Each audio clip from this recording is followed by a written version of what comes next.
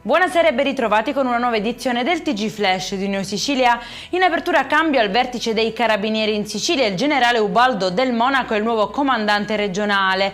Con alle spalle 40 anni di servizio nell'Arma subentra Giuseppe Spina. Legalità e sicurezza saranno la mia priorità per la Sicilia, ha dichiarato poco dopo l'assunzione dell'incarico. Paura a Siracusa, dove un cane ha aggredito fratello e sorella all'interno della loro abitazione. Ad avere la peggio la ragazza, 25 anni, che è stata morsa più volte ed è stata trasportata in codice rosso in ospedale. Ancora da chiarire le cause della violenta reazione dell'animale.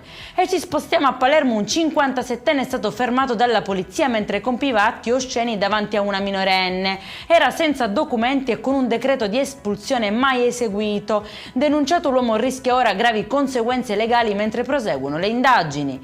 Blitz invece a Catania in un terreno trasformato in una stalla abusiva. Il gestore, un 59enne pregiudicato, è stato multato per oltre 6.000 euro. Polizia e veterinari hanno messo in sicurezza 2 cavalli posti sotto vincolo sanitario. L'operazione fa parte dei controlli contro corse clandestine e maltrattamenti. E in chiusura il meteo, il caldo non molla la presa in Sicilia, ma le temperature sono leggermente in discesa. Per la giornata di domani è prevista allerta arancione per il rischio incendi in tutta l'isola. Per questa edizione è tutto, prossimo appuntamento lunedì alle 13:30. Buona serata!